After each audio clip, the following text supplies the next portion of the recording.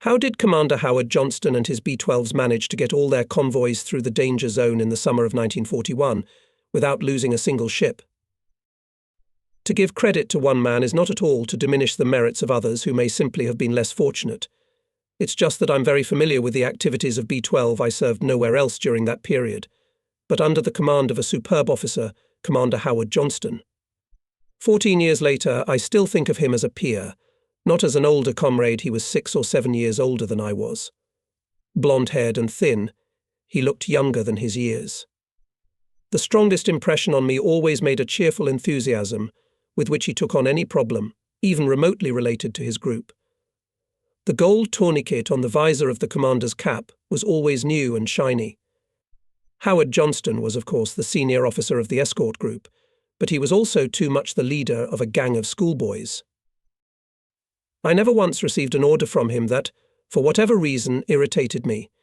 If I made a mistake, he calmly explained how he would have acted in such a case, and never, even after conducting the heaviest convoys, did he allow himself to show anger or annoyance. We were all proud to be B-12s, and to my knowledge, Howard Johnston held his group in high esteem as well. Even though he hounded us mercilessly, hammering into our heads the next piece of knowledge that he thought would make the group more efficient and effective, he never stopped striving to do better. I consider my time in B-12 to be the best of my life. Some time later I realized that I owed my ability to command an escort group at sea entirely to Commander Howard Johnston, and as time went on my groups became very similar to B-12. At the beginning of the war, we had no radar or plotters, and our most familiar weapon was bluffing. I have already mentioned why German submarines usually pursued the convoy before dark, why they stayed on the surface and used the capabilities of the diesels to get into a convenient position to attack at night. I also mentioned that if there was a wind, they approached from the windward side of the convoy. As a retaliatory measure, we would send a destroyer in the right direction at nightfall to drive the pursuers underwater. When the boats were underwater, the convoy's course was changed by 45 degrees to windward. At midnight they returned to their previous course, but by this time the convoy was already 12 miles further downwind than the enemy could expect, and in the dark the chances of making contact were greatly reduced. Later, when the first, still imperfect radar installations appeared, the destroyer could remain in the distance longer and find its way back after dark. This increased the chances of avoiding an attack. Having received the Commodore's orders, the 50 or even 60 bulky and not very turnable merchant ships were to execute a 45-degree turn with the precision of guardsmen on parade. The sight was exhilarating, especially when the second turn, already deep in the night, was performed in the pouring rain. We were extremely proud of our charges and sincerely regretted if someone did not hear the signal and left the marching order they had to be found and returned. When the Germans pulled many submarines to our convoy, Howard Johnston usually, in addition to the maneuvers already described, put on a little show to distract the enemy. 2 corvettes would move 12 miles off the original path of the convoy, and thus 24 miles off its new route, and set off a small fireworks display. Rockets would fly into the sky, imitating signals from a torpedoed ship, flares would be fired, and 2 or 3 depth bombs would be dropped for sound effect. Sometimes a barrel of fuel oil was set on fire and set afloat. The captains of German submarines on the surface, who were trying to locate the mysteriously vaporized convoy, noticed our performance and concluded that that was where the convoy was. Of course, when they arrived at the place, they realized their mistake, but by that time they were already 24 miles away from the actual location of the convoy, and dawn was getting closer by the hour. Now all such military trickery was a thing of the past. Radar and aviation proved to be better and more reliable. It was with their help we were able to move from defense to offense. Now escort groups worked with air support. The seas were sailed by special groups of hunters who, without a convoy to guard, could devote all their time and energy to destroying the enemy. The Germans were swept out of the Atlantic with a broom. They went to the Caribbean Sea and for a while could enjoy complete impunity there, but very soon those remote waters became too dangerous for them. Then the German submarines started a war with the escort ships, and we realized the first round was ours. What was Dienitz going to do? In the German Navy, you don't just become a Grand Admiral. He must have had something else in store. And in the second round he threw punches that were no less dangerous to the Allies than anything he'd ever done before. Personally, I think the second round was a stalemate, with both sides aiming for the only way out but not having enough forces to break through to it. The damage done by Dinitz's subs at this time was not great, but we sailors who hunted these boats knew for sure we were only holding them back, but we were still a long way from completely destroying them. At the end of 1943, Dönitz presented the acoustic torpedo to the world, in 1944, the snorkel, and in 1945, the Walther submarine. As we have already seen, the acoustic torpedo was not a decisive weapon at all. The snorkel was a different matter. Its appearance allowed the subs to go diesel-powered in an underwater position. The air needed to breathe the diesels came through a large air pipe, at the end of which a valve was installed. Prior to the invention of the snorkel, subs could only use diesel engines while on the surface, and batteries for electric motors could only be charged while the diesels were running. Before the snorkel, subs surfaced to recharge batteries for 4 hours every 24 hours. With a snorkel, they might not have surfaced at all.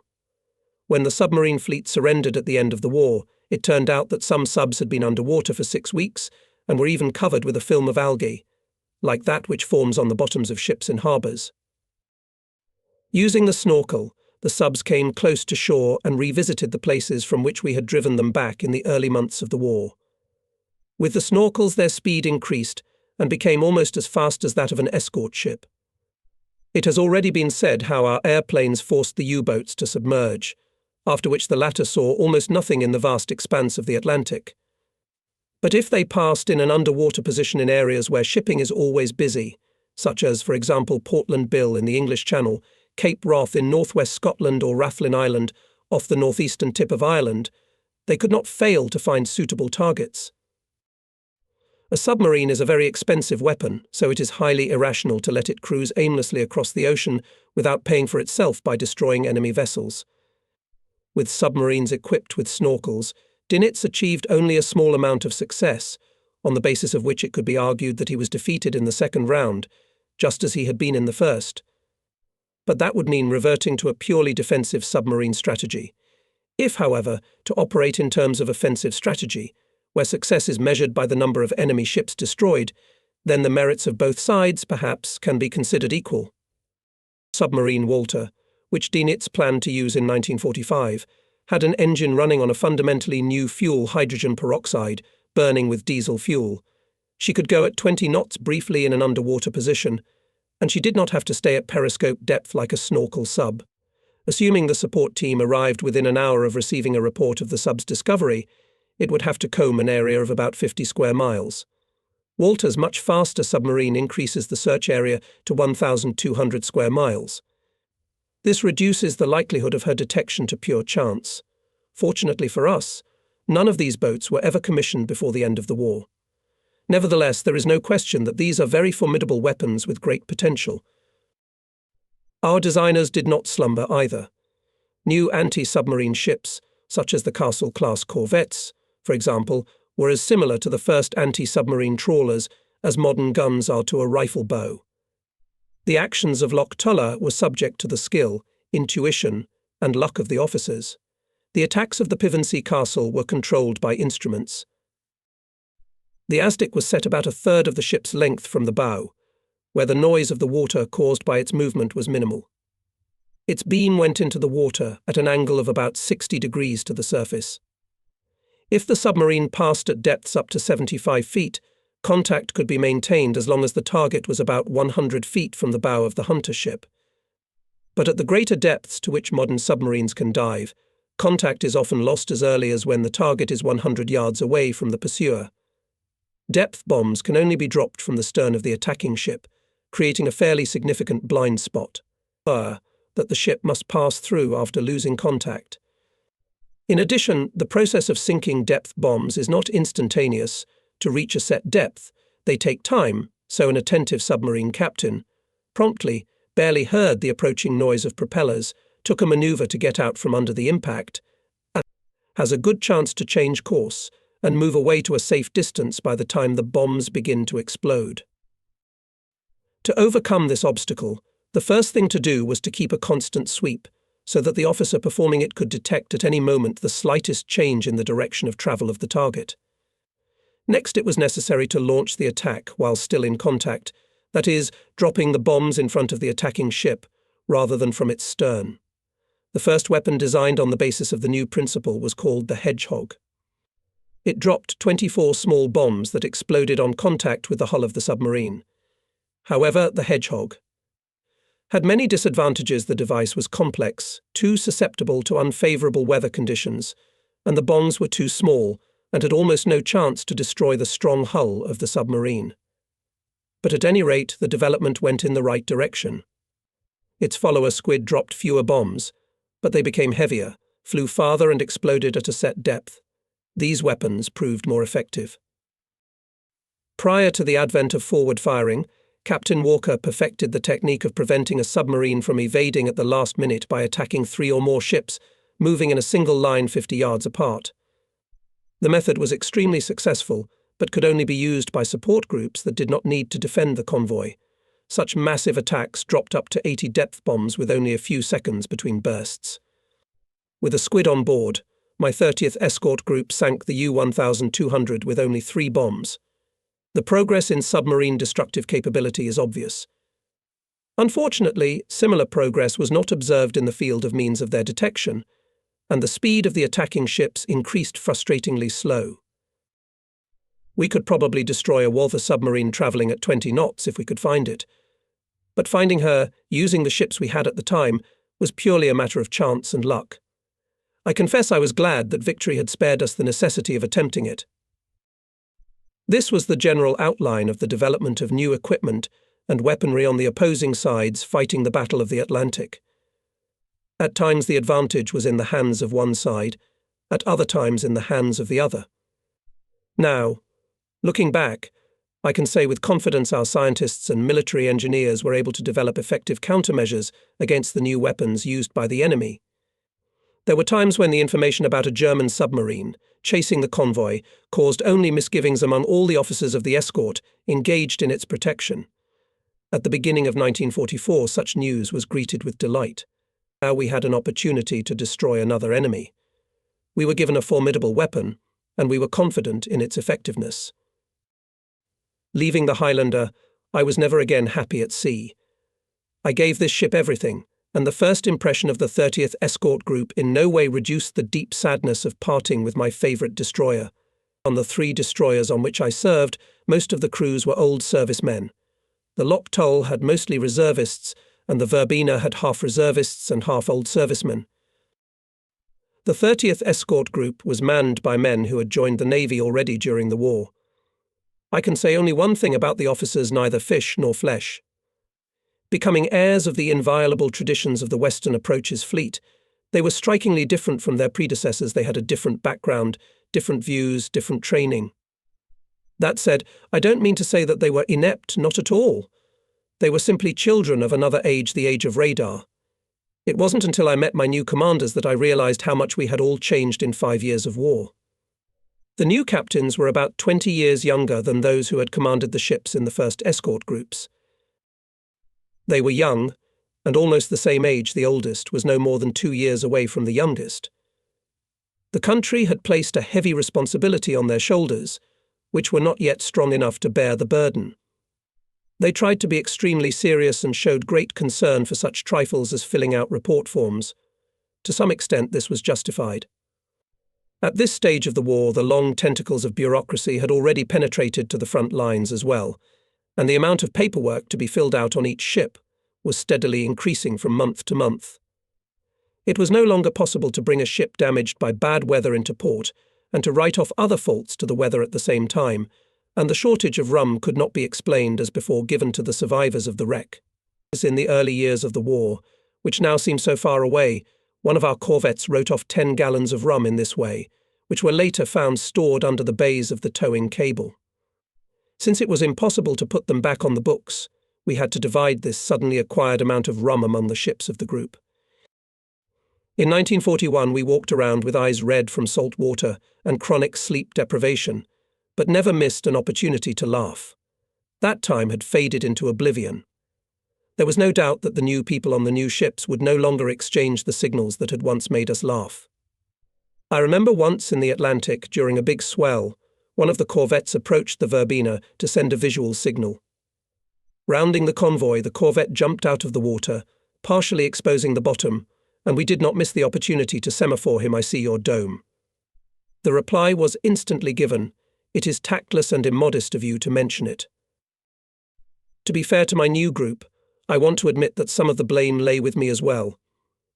I began to look back more and more often, and each time the past seemed more and more appealing to me. We lived at a very fast pace, never spared ourselves, and that must be why we burned out early, older than we really were. But there were other fundamental differences between me and the current generation of officers. I don't think any of the officers of the 30th Escort Group thought of a watch without radar. I don't argue, in many ways thanks to this useful device we managed to break German submarines. It significantly reduced the load experienced by officers, but at the same time its appearance became a kind of Rubicon in the life of each of us. You either had experience in convoy security before radar, or you didn't. One who became an officer after this revolutionary change cannot feel the incomparable satisfaction that comes from success achieved through your personal experience and skillful action, perhaps with a little bit of luck. He will never feel the thrill of excitement when, having spent the night on patrol, and approaching the position where the convoy should theoretically be, there is a shout from the forward "Look out, merchants, to starboard, sir." Even navigating had undergone striking changes during the war. The advent of the Loren navigation system killed the artistry, the poetry in a sailor's service. Now the work of determining one's location on the vast ocean was reduced to turning a few knobs on the instrument and finding the answer in a reference book. Yes, the sailor's life became simpler, but for this simplicity he paid an incredibly expensive price. He will never know the joy of going exactly to the intended point of shore after endless cloudy days when he never managed to see the sun and stars. It's easier and more accurate with instruments, of course, but I bet it's more fun without them. And people were different. They were products of their time, in which petty officers and sailors were distinguished not by experience and strength of character, but by the level of knowledge and education.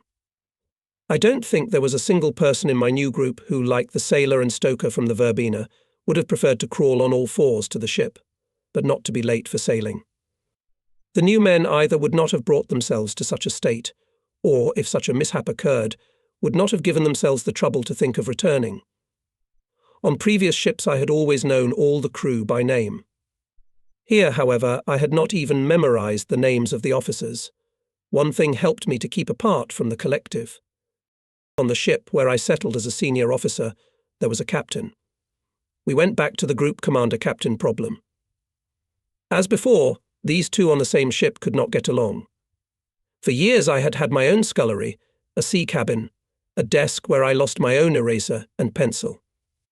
Now I would lose my pencil and find the captain's pencil and notice with annoyance that he had put my eraser in his pocket. To make life even more difficult, the ship had its own navigator, and my headquarters had its own. We all had to use the same navigator's desk. By the way, it is curious that sailors always tend to listen first of all to the opinion of a senior officer on a ship commanded by someone else. I think this is due to the well-known admiral complex.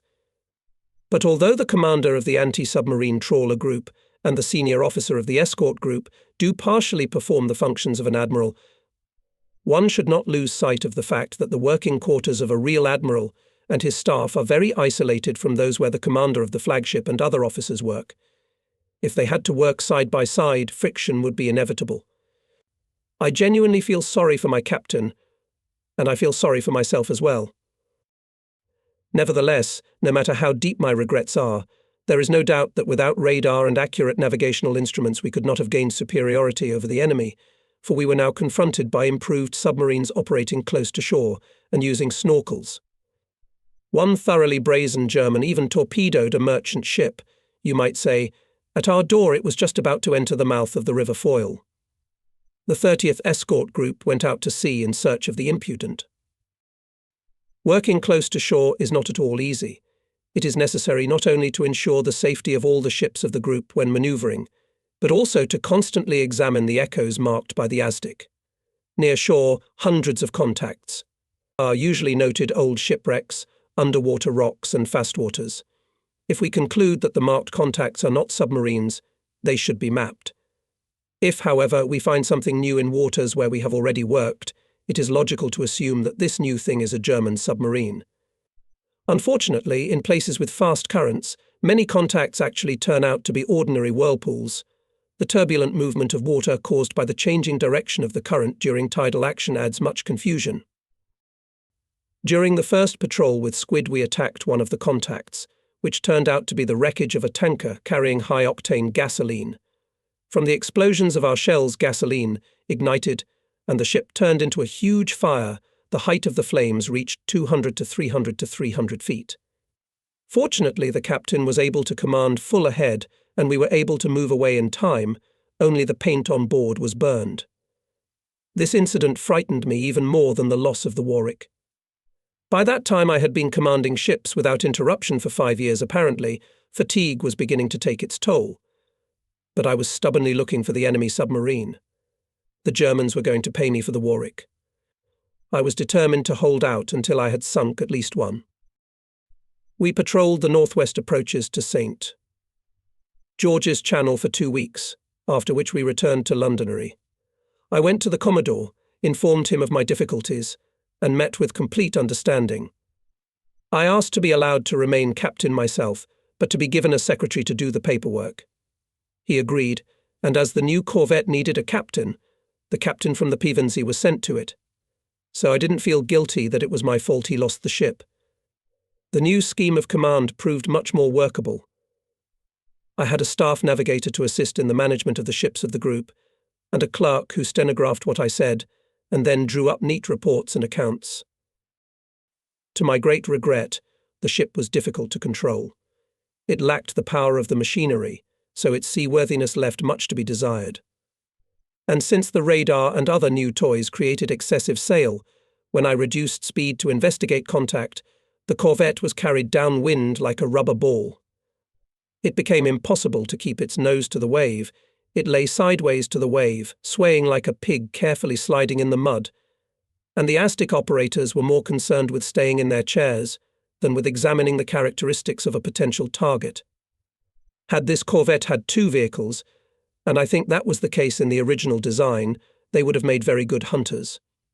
Unfortunately, they were all built with only 1 car. The Pevensey Castle was twice the size of the Verbena, but had the same 1,200 horsepower. Its submarine hunting equipment, however, was excellent. At the time, the Germans were operating south of Ireland, looking for convoys where they appeared most often. By saturating the area of maximum congestion with hunter ships and aircraft, we kept them from doing too much damage, but we didn't destroy many of them. There was always a feeling that just a little more, and the Germans would have been able to do much more, because all of our efforts almost no result. The new German submarines, equipped with snorkels and acoustic torpedoes, were as different from the submarines of the beginning of the war as the Pevensey Castle was from Loch Tulla. With uniform levelling up, the bottom line did not change. Only unlimited air support helped tip the scales in our favour. The next patrol area was the southern coast of Ireland. The trip got off to a bad start. We put to sea in the first week of November 1944. No sooner had we left 2 miles from the dock than the helmsman left the helm without informing me. I usually took a pilot to pass a difficult stretch of fairway on the river, but I would never trust him to moor or unmoor a ship. As I passed Londonderry, I heard the pilot order starboard rudder 10 and saw the bow of the ship begin to shift to the left. This was followed by starboard 20 then.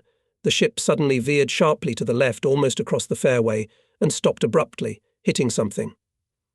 I jumped on the compass platform and called down full back.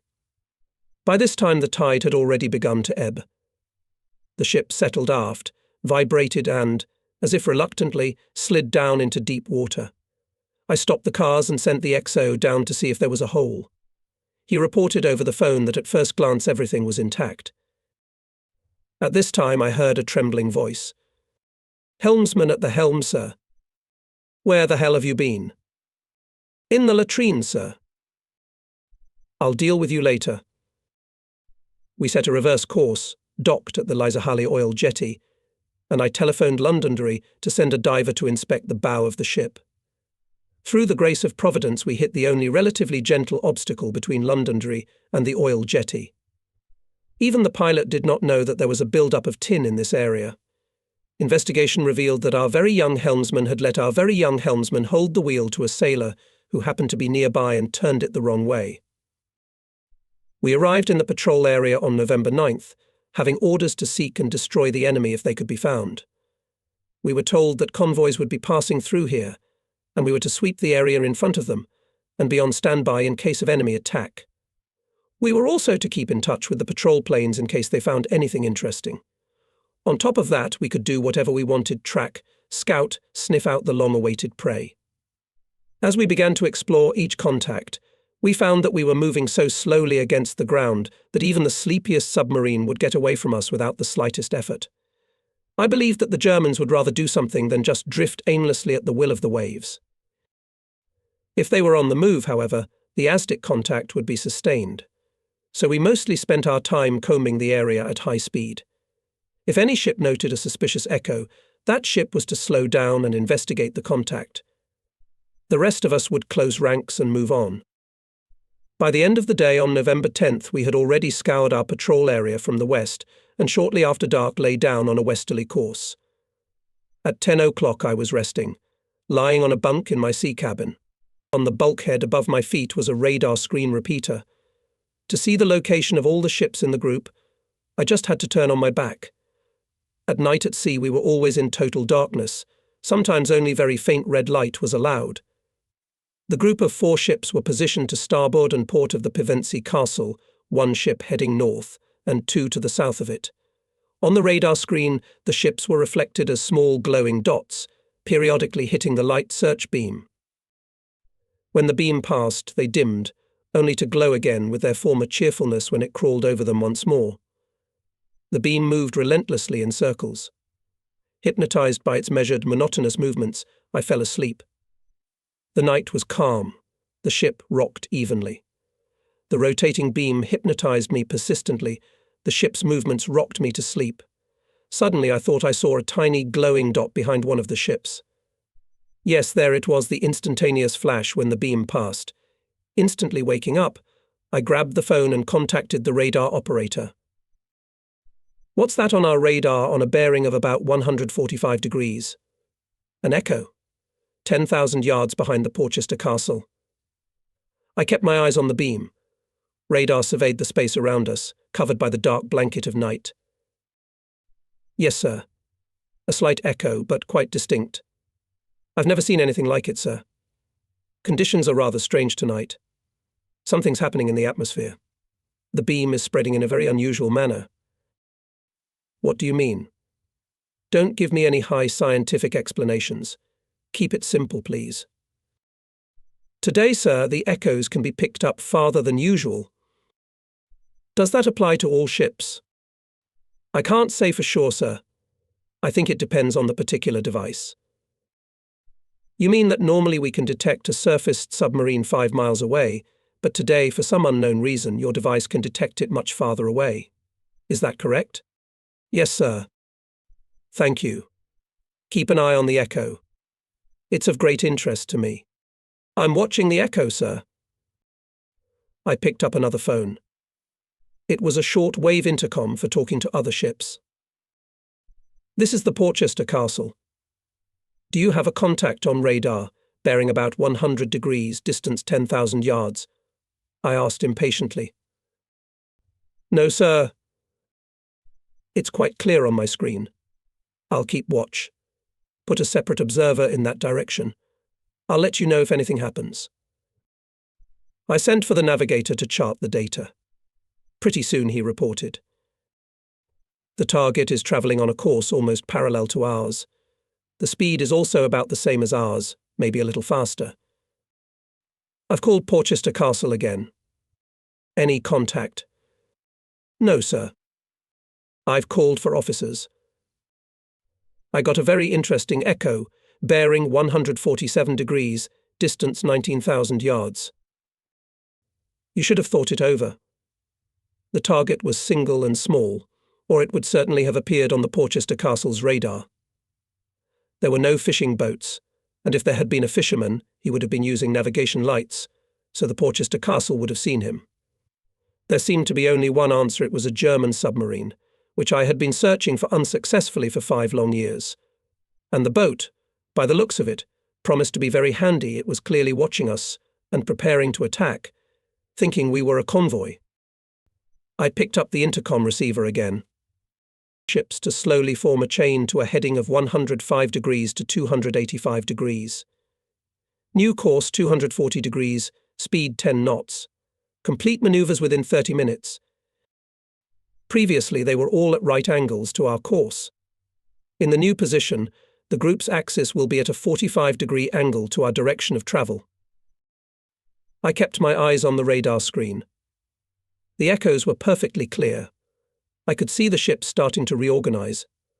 That's actually how you fight a war, lying on a bunk in a warm cabin. 5 minutes later, I got a call from the navigator. It looks like that echo's after us. I couldn't agree with you more. Perhaps his captain thinks we're a convoy. You know the shortcomings of German radar. He'll only see 5 little blips on the screen, nothing else. The cloud cover is low today, which means the German must be hoping for no aircraft. But why is there no echo on any radar except ours? Anyway, watch and let me know when he changes course. Yes, I would feel more confident if this contact was confirmed from at least one of the ships. I called the radar operator again. Distance? 16,000 yards, sir. The next call was to the navigator. Target speed? A little over 14 knots. I've been called from the Porchester Castle. Confirming contact, sir. Weak, but fairly steady. Should I check it out? No, stay in bed for now. I'll tell you when to get up. I've hailed all ships. I estimate the target, bearing 150 degrees, distance 15,000 yards, is a German submarine. I intend to follow the former course until the target is on a bearing of 180 degrees, then turn toward it together. In this way, the boat will be in the middle of the area to be combed. Good luck. Signal from the Porchester Castle. He's coming towards me. Answer.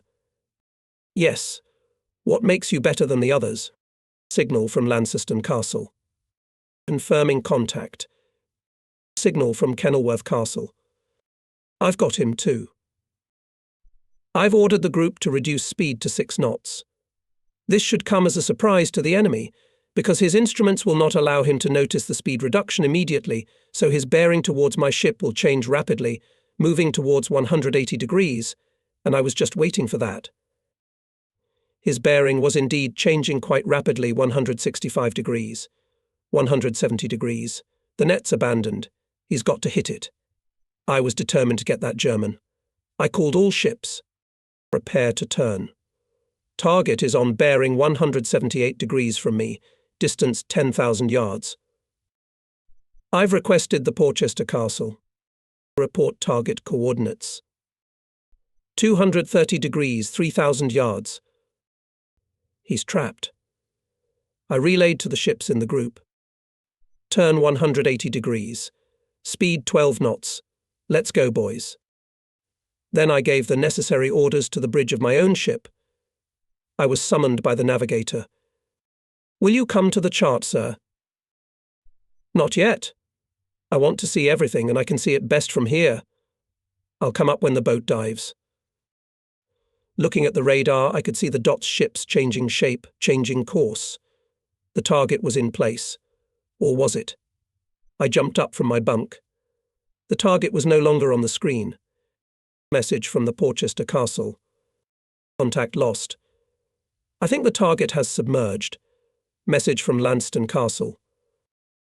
Very small target in previous position, possibly periscope 180 degrees, 2,500 yards. Another message from Launceston Castle. Very strange sounds on the Aztec. Could be an acoustic torpedo, I replied. I've already crossed my fingers for you. There's contact at 182 degrees Aztec, Distance 1,500 yards. Should I attack? If you would be so kind. I'll send the Porchester to assist you. And then, to his officers, the Porchester supports the Launceston, Pevensey, and Kenilworth are organising a search around the dive site. There was a deafening underwater explosion. I immediately called Launceston Castle. Was that you? No, sir. The torpedo must have exploded on the bottom. The target is a German submarine. That's right. Message from the Launceston Castle. The attack. The ocean shook with explosions. I went to the bridge. We could hear conversations between the attacking ships. Do you have contact? Yes, clear and concise. Do you smell oil? There's plenty of it around. Do you have contact? Yes, plain and simple, like 2 times 2. When I've finished searching the dive area, I've called in the attack ships. If you're both in contact with the target, I guess we won't attack again until dawn. Perhaps we'll find some people. And then only to the Launceston Castle, how do you assess the attack? It's textbook. I've got everything distance and depth. Target's on the bottom. Mark the position with a buoy. We'll stay here for another 72 hours. The next morning I steered the Pevensey Castle over the German submarine and got a clear picture with the sonar. The boat was undoubtedly lying on the bottom with a slight roll to starboard. I then carried out an attack using our squid. A canister with a hamburger dress was thrown to the surface. There were lots of air bubbles and the surface was covered with a film of diesel, but no people were anywhere to be seen. We remained in place for 3 days, then continued patrolling. After 14 days, we returned to Londonderry. After the submarine episode, I was constantly in a strange lethargy, apathy. We rounded Rathlin Island, and an hour after sunset came to the mouth of the River Foyle. Here we were met by a strong north wind. The mouth of the river is on the west side of Loch Foyle Bay, and the entrance to the bay is obstructed by a long sandbank called Magilligan Point, which extends like a breakwater to the narrow entrance to the mouth of the river. As we approached the mouth, the waves were beating against our side, and the sandbank on the port side was about a mile distant. Suddenly the bow of the ship jerked to the left. "What the hell are you doing, helmsman?" "The ship's not steering, sir." I immediately called the engine room. "Chief, we've got something wrong with the steering engine. You'd better hurry up and find out what's wrong. Report to me immediately." After a few minutes that seemed like years, the chief called. "It's bad, sir. We're going to have to go to manual control. Can I work my way back?" "No, sir. The rudder is just under the starboard side. If it gets pressurized, we won't be able to connect the manual controls." "Hurry up. You have very little time." I had hoped to correct the position by turning back, because most single-screw ships then turned stern to windward. But if the rudder was turned all the way to the left, the manoeuvre was useless. All I could do was wait and pray that the chief had time to do what was necessary. I ordered the chief mate to gather the men in the locker with life jackets and inflated mine. Unlike when I had tried in vain to inflate it on the bridge of the Warwick, this time it worked perfectly. I nestled myself in a corner. It was a pleasure to move around in it, and thought. An eye for an eye, a tooth for a tooth, no, it's better not to think about it. Better not to think about it at all.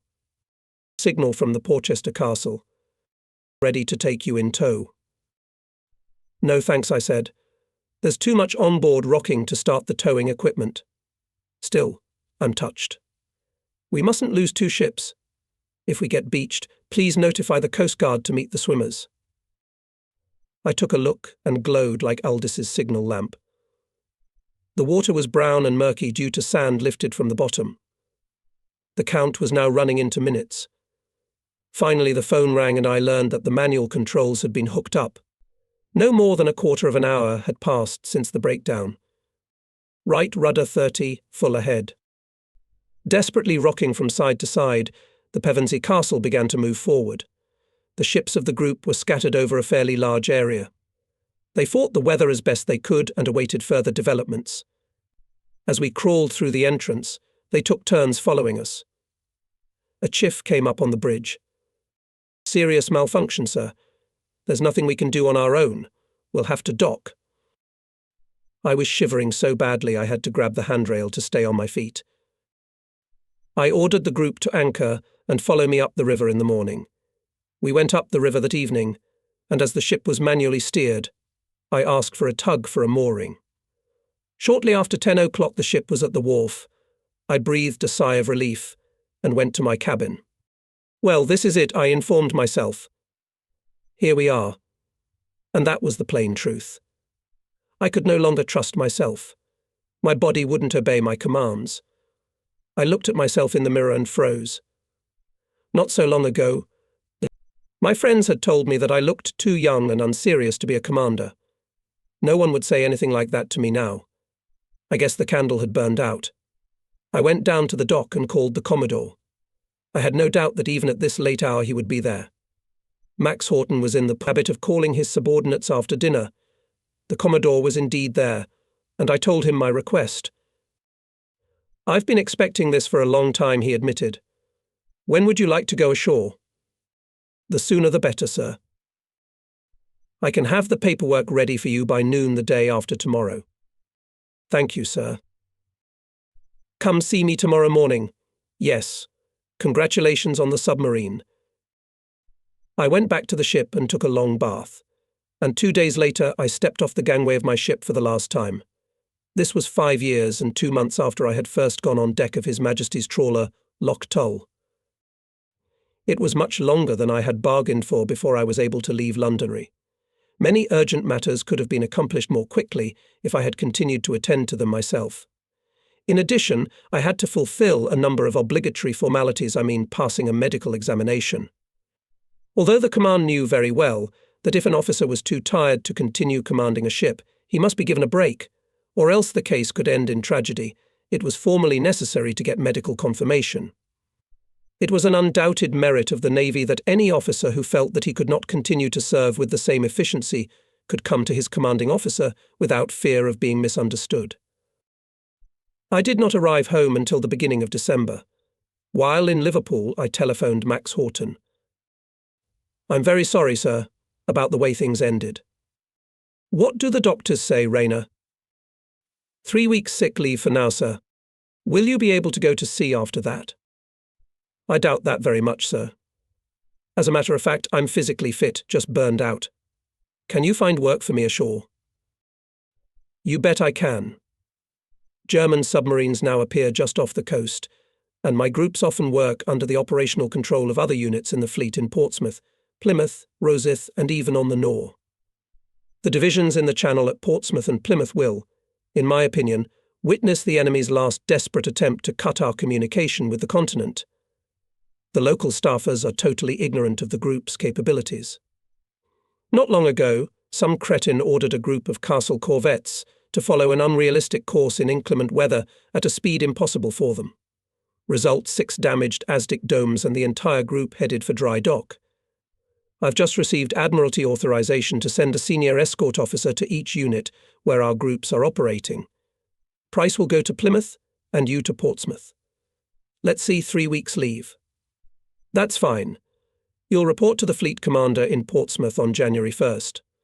I think you'll need a great deal of tact and patience. And remember, you are my envoy. If you need help, contact the Chief of Staff." The reader can hardly imagine how grateful I was for this appointment.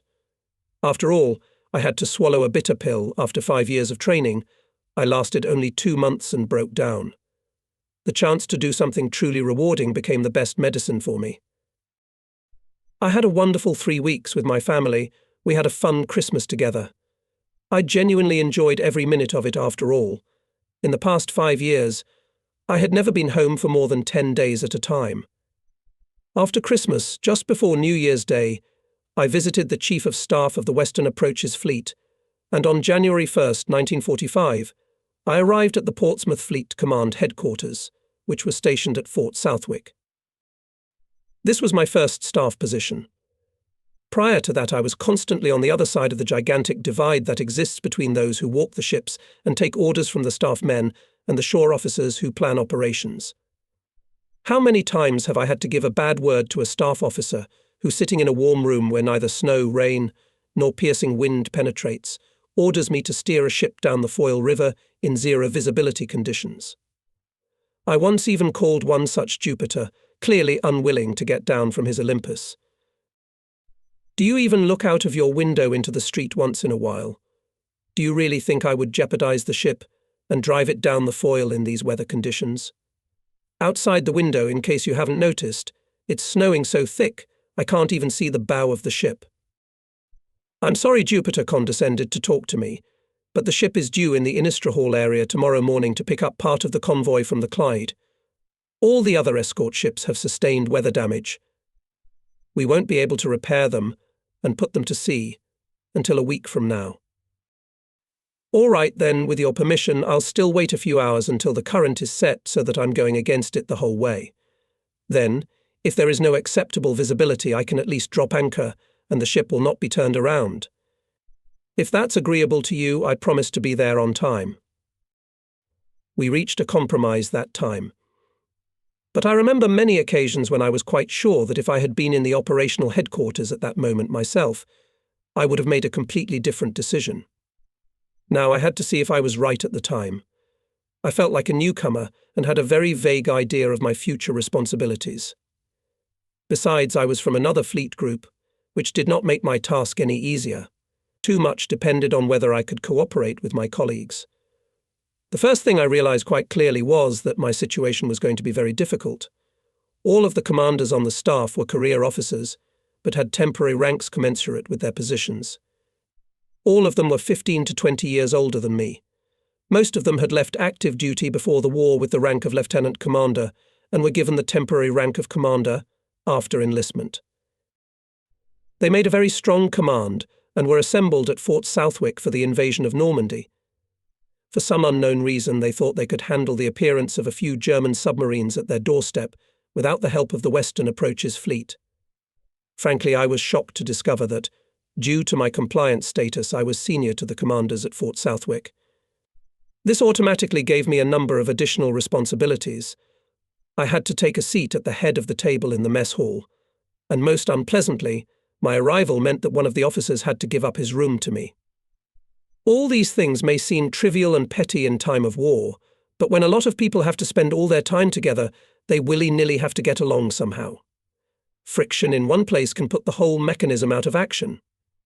After tea, I was invited by the chairman of the Officers' Society. On the way I left my things in the common hall, the question of a room had not yet been settled. "It's all so unpleasant," he sighed, inviting me to sit down. Yes, I can see that I agreed. Let me assure you that I would prefer to avoid any misunderstandings. After a little thought, I said, "Let's reason.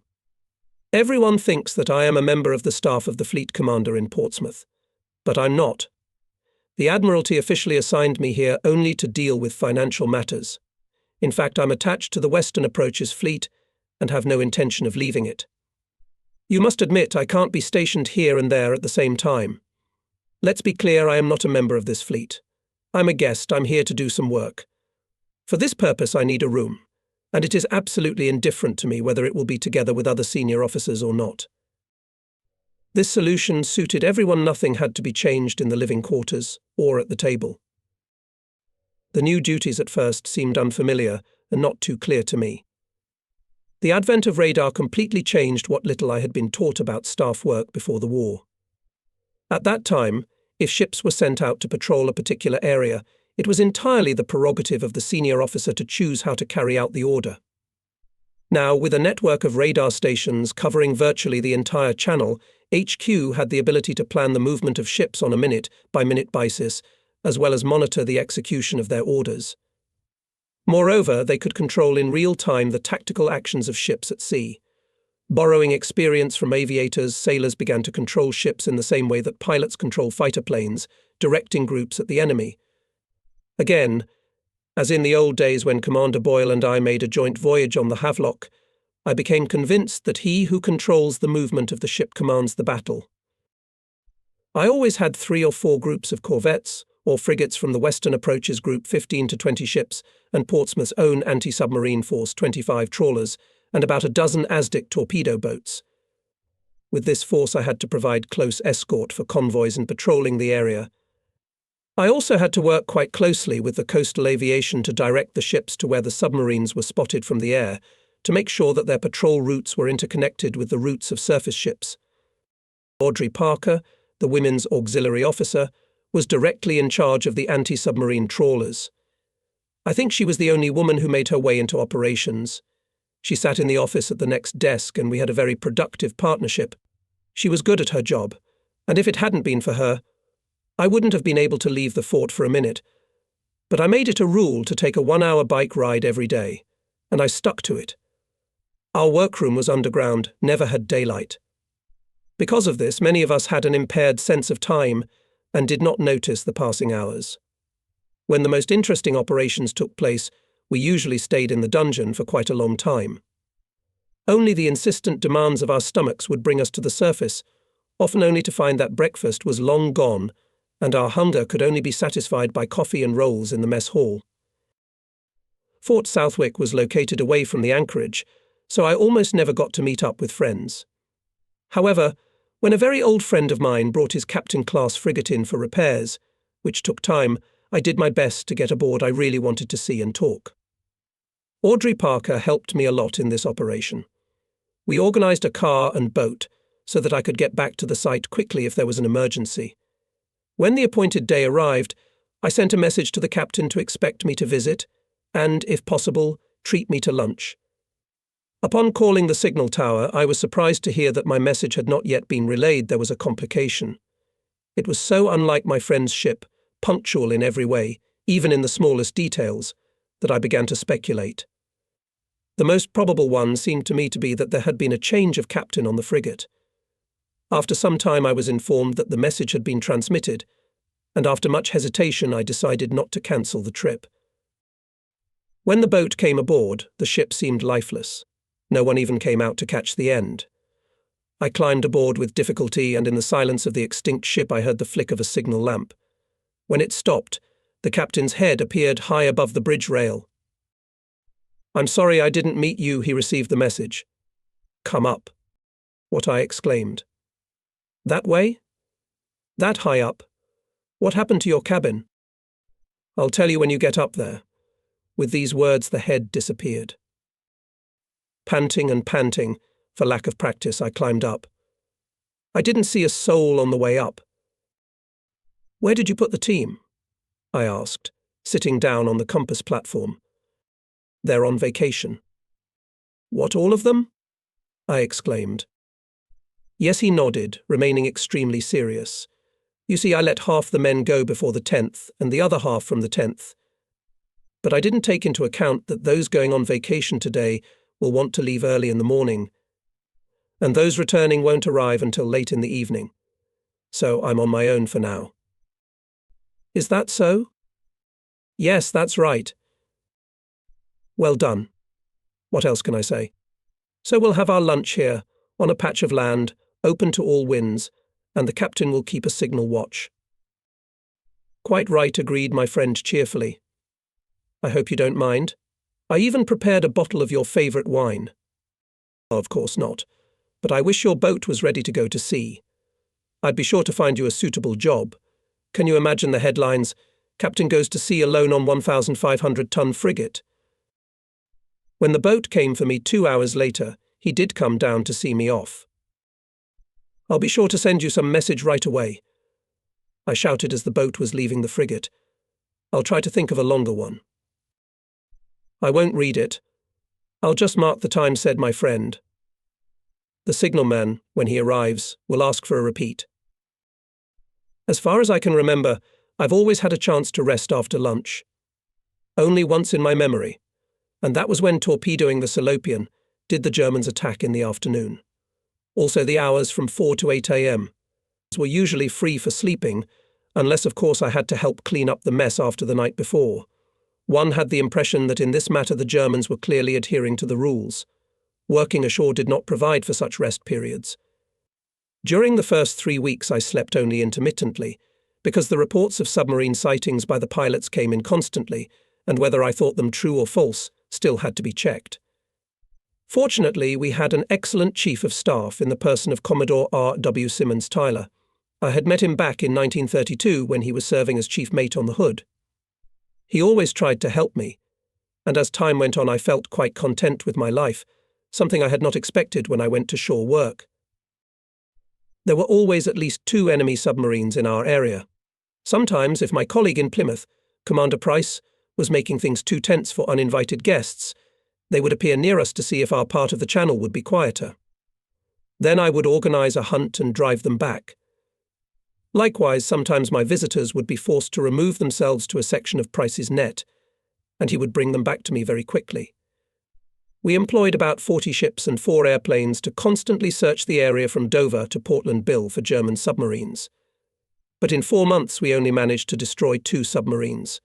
One we sank after she attacked a merchant ship. The other, detected from the air, was driven into a minefield. On top of these not-so-impressive successes, we lost 4 merchant ships in the same period. One I have just mentioned, and the second was probably blown up by our own mine, which broke anchor and swam away. We had a heated argument about the cause of the second ship's destruction. I argued that the weather was completely unsuitable for an attack from an underwater position. In other words, the submarine could only attack from a surface position, which in turn was impossible, because in that area the Germans would never risk surfacing in any weather. We were quite close to London, so we were often treated to surprise visits from all sorts of high-ranking officials and military men who wanted to know what a command post like ours was like, as well as to learn some of the details relating to D-Day. When the merchant ship was torpedoed and we sent ships out to hunt for the submarine, one of the delegations was just at our place. The officers arriving that day were from the Polish Navy. They were preparing to organize training at home. Neither the sinking of a merchant ship nor the detection of an enemy submarine from the air caused us much fuss. We were experienced enough men and just did our job. 2 escort groups covered the convoy. One was sent out to search, and another was dispersed on the edge of the area of possible enemy location. The German boat was quickly detected and destroyed. The group that sank it remained in the area of the boat's destruction. Sailors from the sunken merchant ship were brought aboard and taken to the nearest port. Another group went out for patrolling. All in all, it was business as usual. A day that had not started well had ended in success, but our guests were shocked. Later, one of them said to me, "You English are murderously calm. I don't understand you at all. You have no excitement, no gusto." He waved his hands, unable to find the right word. "It's unnatural. A ship has been torpedoed. There's a woman officer sitting at a table with a map. She's got legs you can't take your eyes off, and she's putting a red dot on the map. And yet she's perfectly calm. Nobody raises their voice. You write orders. Ships move on the map and on the sea. And again, no one worries. The woman sits calmly, crossing her marvelous legs. The German submarine is destroyed, and the woman continues to sit in the same posture, as if nothing significant had happened. And you suggest I go for a drink. You English are the most dangerous people on earth. You cannot be fought." I must admit I was amused by my guest's emotion. "After us, you're going to Liverpool, aren't you? There you will see a similar command centre at Derby House, but it's much bigger than ours. They've got the whole of the North Atlantic under their control. They don't have a map on a table like we do. It's huge and it hangs on the wall. To mark the position of a boat on it, the servicewomen have to climb up a ladder." "Girls climb ladders?" he wondered. Yes, I smirked, catching the bizarre twist in his thoughts, but they wear pants.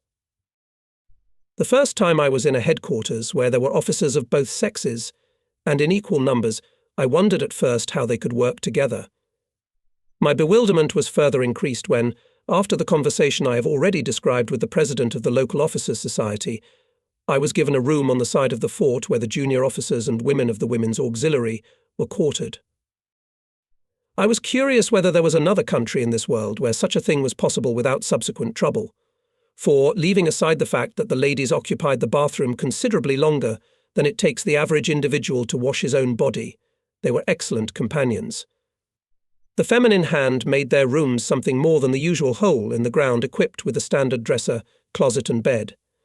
Most of the girls had managed to stock up on small bars, and often treated us to hot cocoa. Occasionally, of course, the temper would break out and chaos would reign for a short time, with sheets, pillows and human bodies milling about in the hallways, but it was rare. Almost all of the staff, except for Audrey Parker and me, were on watch, and we were just rotating shifts. If one of us wasn't at the card, there was bound to be another.